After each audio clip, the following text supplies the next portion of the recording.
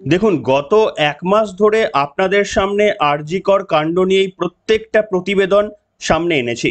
কিন্তু আজকে আপনাদের সামনে ভিন্ন ধরনের একটা ঘটনা দেখাবো। এবং আপনারা জানেন যে বিশ্বকর্মা পুজোর আবহ চলছে, এবং বিশ্বকর্মা পুজো আসা মানেই হচ্ছে দুর্গা পুজো আসার হাতছানি। গণেশ চতুর্থী থেকেই কিন্তু আমাদের এই উৎসবের পর্ব শুরু হয়ে যায়। যদিও এবারের একেবারেই পরিবেশটা ঠিক অন্য রকমের। রাজ্যের মাননীয় মুখ্যমন্ত্রী উৎসবে ফিরতে বলেছেন, যদিও পশ্চিমবঙ্গের মানুষ পণ করে বসে রয়েছেন উৎসব নয়, আরজি করের নির্যাতিতার বিচার চাই। যাই হোক, এই আবহে যখন মুখ্যমন্ত্রী উৎসবে ফিরতে বলছেন, তখন দেখুন আপনাদের দেখাতে চাইবো যে মানুষ চাইলেও কি উৎসবে ফিরতে পারবেন। মুখ্যমন্ত্রী মমতা বন্দ্যোপাধ্যায় তার আমলে এই পশ্চিমবঙ্গের শাসন যন্ত্রের অবস্থাটা ঠিক এমন জায়গায় পৌঁছেছে যে মানুষ বোধহয় চাইলেও উৎসবে স্বতঃস্ফূর্তভাবে ফিরতে পারবে না। তার কারণ তারই এই আমলে কিছু দুষ্কৃতী বাহিনী তারা একের পর এক হিন্দুদের দেবদেবীদের মূর্তি ভাঙার কাজটা দীর্ঘদিন ধরেই শুরু করেছে। অনেকেই হয়তো বলেন যে বাংলাদেশের থেকে অনুপ্রাণিত হয়েই তারা এই কাজকর্মগুলো শুরু করেছে। আপনাদের দেখাতে চাইবো, খুব দুর্ভাগ্যজনক যে দেখুন, বাংলাদেশে হিন্দুরা অত্যাচারিত হয় তার মূলত কারণ হচ্ছে সেখানে তারা সংখ্যালঘু, এবং তাদের কথার খুব একটা মান মর্যাদা দেওয়া হয় না, তাদেরকে দমিয়ে রাখা হয়। বিশেষ করে শেখ হাসিনা যতদিন পর্যন্ত ছিলেন ততদিন পর্যন্ত অন্তত কিছুটা হলেও তাদের সুরক্ষা ছিল। কিন্তু এই মুহূর্তে বাংলাদেশের হিন্দুদের অবস্থা আপনারা দেখে নিয়েছেন।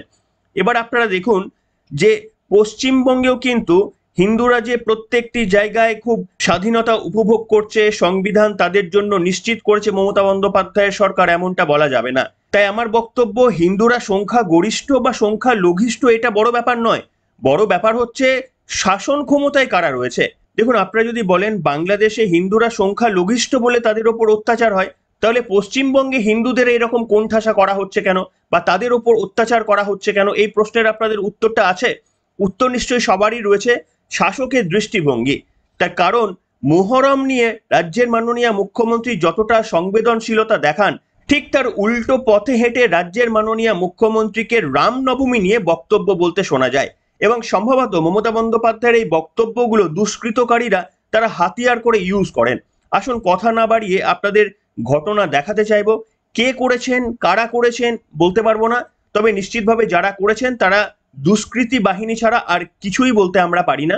আপনাদের একটা ঘটনা দেখাতে চাইবো, মালদহের একটা ঘটনা। এই বিশ্বকর্মা পুজো হচ্ছে, সেখানেও দেখুন কিভাবে হিন্দুদের দেবদেবীর ওপর আক্রমণ করা হচ্ছে। এবং একেবারে বিশ্বকর্মা যেটা পুজো হয়ে গেছে, অর্থাৎ যার মধ্যে ঈশ্বর আছে বলে আমরা মনে করি, সেই মূর্তিটাকেও দেখুন কিভাবে ভাঙচুর করা হয়েছে, পুরো গলাটাকে কেটে দিয়ে নামিয়ে দেওয়া হয়েছে। আসুন ভিডিওটা আপনারা দেখুন। কত সুন্দর অবস্থা পশ্চিমবঙ্গে রয়েছে। মমতা বন্দ্যোপাধ্যায় বলছেন উৎসবে ফিরতে, আর দেখুন উৎসবে ফেরার নমুনা। দুঃখের সহিত জানানো হচ্ছে, এটা ভাবতেও অবাক লাগছে যে আমাদের শান্তিপ্রিয় এলাকা মালদা জেলার গাজল থানায় আজকে ঠাকুর বিশ্বকর্মার মূর্তি ভেঙে দেওয়া হয়েছে। এমনকি তার মাথা দেখছেন কথায় পড়ে আছে, এমনকি দুটো হাত ভেঙে দেওয়া হয়েছে। আপনারা দেখুন, খুব দুঃখ লাগছে আজকে পশ্চিমবঙ্গে নিজেকে হিন্দু ধর্মের লোক বলতে বা মানুষ বলতে, যে আজকে শান্তিপ্রিয় এলাকা গাজল, আজকে কেউ বা কারা কোনো দুষ্কৃতী এসে আজকে এত বড় ঘটনা ঘটিয়েছে। আপনারা দেখুন,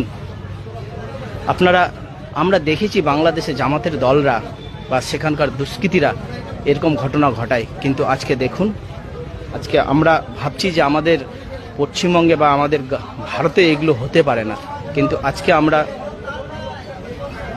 দেখছি, এমনকি নিজে নিজে কান্না পাচ্ছে যে আজকে আমরা কোন জায়গায় বসবাস করছি।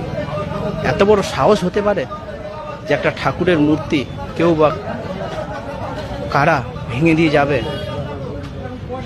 আজকে ভাবতে অবাক লাগে। তার জন্য বলছি, বাংলাদেশে যা ঘটছে আমাদের পশ্চিমবঙ্গেও তা ঘটছে। তাই আজকে এই ফেসবুক লাইভের মধ্যে আপনাদের আমি দেখাচ্ছি, এটা মালদা জেলার গাজল থানায় হয়েছে দাদা, রামচন্দ্র সাহা বালিকা বিদ্যালয়ের সামনে, একজাস্ট লোকেশন। আপনাকে হ্যাঁ আমি কথাই বলছি, আপনারা দেখুন খুব দুঃখজনক। আজকে ঠাকুরের মাথা আছে কথায় লুটিয়ে আছে। হুম হুম, আজকে খুব দুঃখ, এটুকু বলে রাখছি। বাংলাদেশে হতে পারে, আমাদের এখানেও হচ্ছে, আমরা যাব কোথায় এরপরে। দেখলেন বন্ধুরা, বিশ্বকর্মা পুজোয় কিভাবে ভ্যান্ডালিজম চালিয়েছে যেন বাংলাদেশ, সেখানে যেমন নির্বিচারে হিন্দুদের ওপর আক্রমণ করা হয়, হিন্দুদের দেবদেবীর ওপর আক্রমণ করা হয়, আর ঠিক আমাদের এখানেও তৃণমূল কংগ্রেসের এমএলএ তিনি বলেছেন হিন্দুদের নাকি ভাগীরথীর জলে ভাসিয়ে দেবেন। হিন্দুদের কথাটা উল্লেখ করেননি, মালদাহে মুসলিমরা সংখ্যাগরিষ্ঠ, তিনি বলেছিলেন যে ওই 30% যারা রয়েছেন সংখ্যা লঘিষ্ঠ, ওখানে হিন্দুরা সংখ্যা লঘিষ্ঠ, তাদের নাকি ভাগীরথীতে ভাসিয়ে দেবেন। প্রধানমন্ত্রী নরেন্দ্র মোদী পর্যন্ত তার এই বক্তব্যটাকে কোট করে নির্বাচনী প্রচারে তার বক্তব্য বলেছিলেন। এই হচ্ছে পশ্চিমবঙ্গের অবস্থা। আপনারা কখনো দেখেছেন ভারতের প্রধানমন্ত্রী নরেন্দ্র মোদী এইসব নিয়ে সোচ্চার হয়েছিলেন, অথচ হুমায়ুন কবিরের এই বক্তব্যকে রাজ্যের মাননীয় মুখ্যমন্ত্রী একদিনের জন্য কন্ডেম করেননি? কিংবা এই যে ধরনের আপনাদের ভাঙচুরের ঘটনা দেখাচ্ছি হিন্দুদের দেবদেবীদের নিয়ে, এইভাবে একদল দুষ্কৃতীরা তারা যা খুশি তাই করে যাচ্ছেন, কোথাও শুনেছেন রাজ্যের মাননীয় মুখ্যমন্ত্রী একেবারেই বলেছেন যে আমরা জিরো টলারেন্স, যারা করছেন তাদের ধর্ম বর্ণ আমরা বুঝবো না, যারা করছেন তারা দুষ্কৃতী, আমাদের প্রশাসন তাদের বিরুদ্ধে কঠোর ব্যবস্থা নেবে, মুখ্যমন্ত্রী মমতা বন্দ্যোপাধ্যায়কে বলতে শুনেছেন? এবং আপনারা অনেকেই ভাবছেন যে এটা তো একটা বিচ্ছিন্ন ঘটনা, একটা ঘটনা হয়েছে, এই তো সমস্ত রাজ্যে বিশ্বকর্মা পুজো হয়েছে। হ্যাঁ, আপনারা নিশ্চিতভাবে একটা ঘটনা আপনাদের সামনে আমি ছোট ইউটিউবার হয়ে সোশ্যাল মিডিয়া থেকে কালেক্ট করে দেখাতে পারলাম। হ্যাঁ, এটা আমি ক্যাপচার করিনি, সোশ্যাল মিডিয়াতেই ভাইরাল হয়েছে। এরকম কতগুলো ঘটনা ভাইরাল হচ্ছে বা না হচ্ছে সব হিসাব তো আমি দিতে পারবো না, তবে হ্যাঁ আপনাদের এটা দেখাতে পারবো যে এটাই একমাত্র ঘটনা নয়। আসন্ন দুর্গাপুজো উৎসব যে আসতে চলেছে, মমতা বন্দ্যোপাধ্যায় বলছেন উৎসবে মাততে, সেই উৎসবের প্রস্তুতিতে যখন দুর্গা ঠাকুরের মূর্তি গড়া হচ্ছে সেটিও ভাঙচুর করা হয়েছিল। দিন 10-15 আগেকার দিনের একটা টুইট করেছিলেন অমিত মালবীয়, এই ভিডিওটি পোস্ট করেছিলেন। সেখানে আপনারা দেখুন মমতা বন্দ্যোপাধ্যায়ের শাসনকালে দেবী দুর্গার মূর্তিও কিভাবে ভাঙচুর করা হয়েছিল, সেটাও আপনারা দেখুন। দেখলেই বুঝতে পারবেন যে এটা একটা ট্রেন্ড। দুষ্কৃতীরা সবাই বুঝে গিয়েছে যে এখানে যা কিছু করা যায়, এখানে এই দেবদেবীদের মূর্তি ভাঙচুর করলে আমাদের বিরুদ্ধে সম্ভবত কোনো ব্যবস্থা নেওয়া হবে না, এতটা সাহস তাদের আছে বলেই এই ধরনের কাজ তারা করতে পারেন। আসুন আরো একটা ভিডিও আপনাদের দেখাবো। আমি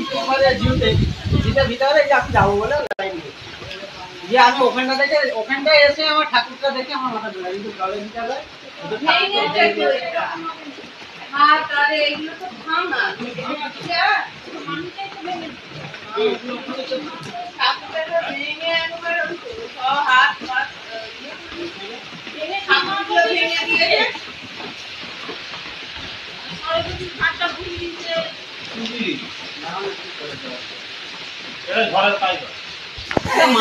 সব বাঁধা রয়েছে ঝড় হয়নি, ঝড়ে হলে তো এই যে ঠাকুরটার এই যে জায়গাগুলো ওগুলো হয়নি, সব ভেঙেছে।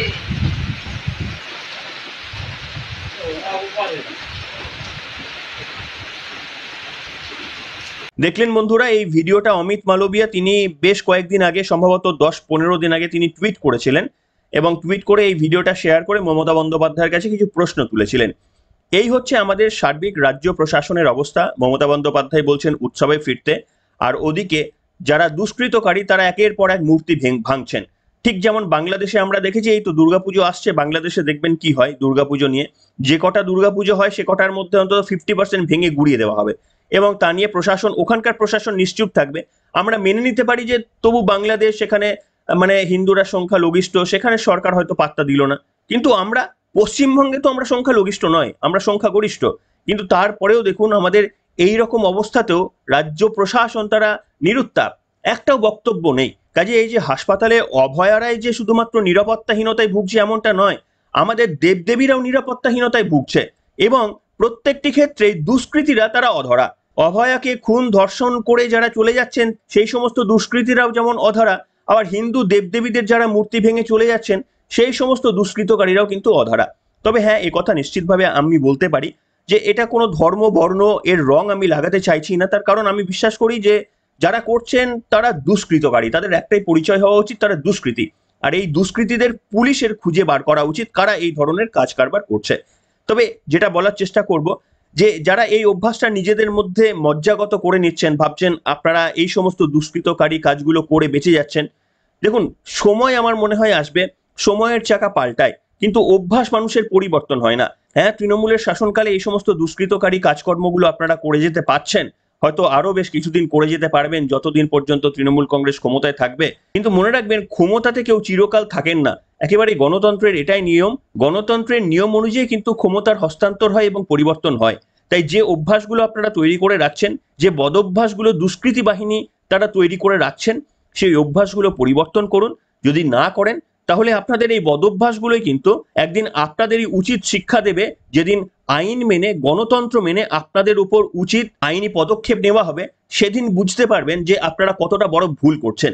যাই হোক, দুষ্কৃতকারীদের তো কানে মন্ত্র দিয়ে লাভ নেই, তাদের আর সাধুতার পাঠ দিয়ে লাভ নেই, তার কারণ যারা দুষ্কৃতী তারা দুষ্কৃতকারী কাজই করবে। শুধু এটাই বলতে চাইবো যে আপনারা দুষ্কৃতকারী কাজ কারবার হয়তো চালাতে পারেন, তার কারণ প্রশাসন হয়তো এই মুহূর্তে আপনাদের ওপর খুব একটা কড়া ব্যবস্থা নিচ্ছে না, কিন্তু আপনারা সংযত হয়ে যান। এই মুহূর্তে তৃণমূল কংগ্রেসের যে অবস্থা চলছে, রাজ্য জুড়ে তৃণমূল কংগ্রেস বা মমতা বন্দ্যোপাধ্যায়ের শাসন ব্যবস্থার উপর সাধারণ মানুষের যেরকম অনাস্থা, তা এই সরকার কতদিন টিকবে সেটা সত্যি একটা বড় প্রশ্নের। কিন্তু আপনারা যদি এই অভ্যাসটা পরিবর্তন করতে না পারেন, আমি শুধু দুষ্কৃতকারীদের জন্য এই কথাটা বলছি, পশ্চিমবঙ্গের মানুষের জন্য নয়, দুষ্কৃতকারীদের জন্য, যারা এই ধরনের কাজ কারবার করেছেন তাদের উদ্দেশ্যে আমার বক্তব্য যে আপনারা শুধরে যান। তার কারণ মমতা বন্দ্যোপাধ্যায়ের শাসনকালে হয়তো বেঁচে যাওয়ার যে সুযোগটা পাচ্ছেন, আইন মোতাবেক গণতান্ত্রিকভাবে যখন সরকার পরিবর্তন হবে, তখন আইন মোতাবেক আপনাদের উপর যে ব্যবস্থাটা নেওয়া হবে, সেই দিন কিন্তু চোখের জল আপনারা ফেলবেন। এবার আপনাদের দেখাবো অন্য আরো একটা চিত্র। এই বিশ্বকর্মা দিয়ে আপনাদের শুরু করলাম, আর শেষটাও করব বিশ্বকর্মা পুজো দিয়ে।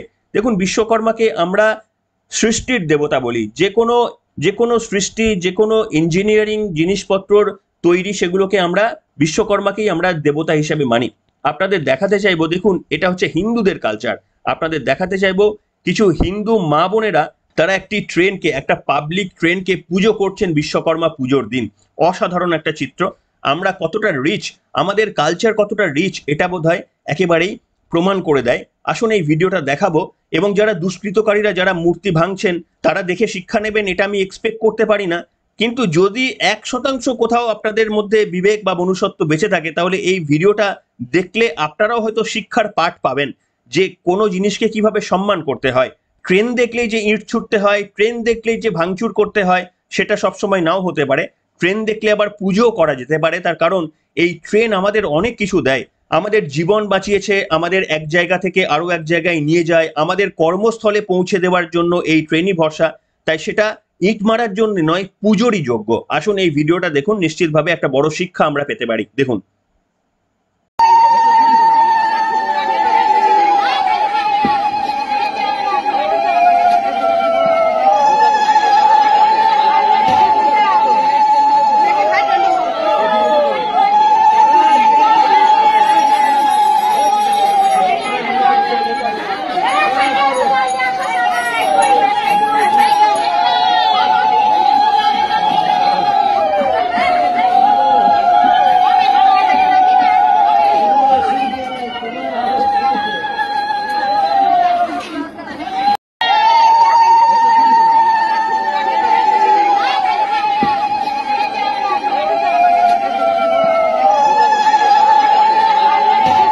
দেখলেন বন্ধুরা, অসাধারণ একটা ভিডিও, আমার তো খুবই ভালো লাগলো। বিশেষ করে এই রিচ কালচার, এটা সত্যি আমি গর্বিত যে আমি হিন্দু সম্প্রদায়ের একজন মানুষ। আমি সকল সম্প্রদায়কে সমানভাবে শ্রদ্ধাশীল হয়েই বলছি যে নিশ্চিতভাবে প্রত্যেকটি সম্প্রদায়ের মানুষের মধ্যে অনেক মানুষ রয়েছেন যারা একেবারেই অহিংস, যারা নিজের ধর্মে বিশ্বাস করেন এবং অন্য ধর্মকে সম্মান করেন। আমি বিশ্বাস করি প্রত্যেকটা ধর্মের এরকম মানুষ রয়েছেন। কিন্তু দেখুন, এইটা হচ্ছে কালচার। একটা ট্রেনকে, সেটাকে ইট মেরে ভেঙে দেওয়া বা আগুন ধরিয়ে দেওয়ার জন্য নয়, একটা ট্রেনকে পুজো করতে হয়। এটা কিন্তু একটা বিরাট শিক্ষা। যারা ট্রেন দেখলেই ভাঙতে ইচ্ছা করে কিংবা পুড়িয়ে দিতে ইচ্ছা করে, তাদের জন্য বলবো এই ভিডিওটা দেখুন। যদি পারেন একটু শিক্ষা নিন, আর যদি পারেন আগামী দিনের ভবিষ্যৎদের বা আগামী দিনের সন্তানদের একটু শিক্ষা দেবেন যে ট্রেন মানে আগুন ধরিয়ে দেওয়া, ট্রেন মানে ইট ছোড়া নয়, ট্রেন মানে হচ্ছে তাকে সম্মান জানানো, তাকে পুজো করা। তার কারণ এই ট্রেনই আমাদের জীবন জীবিকার একটা বড় অংশ জুড়ে রয়ে গিয়েছে। কি বলবেন বন্ধুরা, আপনারা লিখে জানাবেন। তবে কোনো সাম্প্রদায়িক কথাবার্তা লিখবেন না, আমরা কোনো রকমের সাম্প্রদায়িকতা চাই না, তার কারণ যারা করছে তারা শুধুমাত্র এই দুষ্কৃতী, এটাই বিশ্বাস করি। এই দুষ্কৃতকারীদের কোনো ধর্ম হয় না, এটাও বিশ্বাস করি, এবং পুলিশ প্রশাসন এই দুষ্কৃতকারীদের অবিলম্বে চিহ্নিত করে গ্রেপ্তার করুক, সেটার অবশ্যই দাবি জানাচ্ছি। আপনারা সেই দাবিটাও জানাতে পারেন। এখনকার মতো এখানে শেষ করলাম।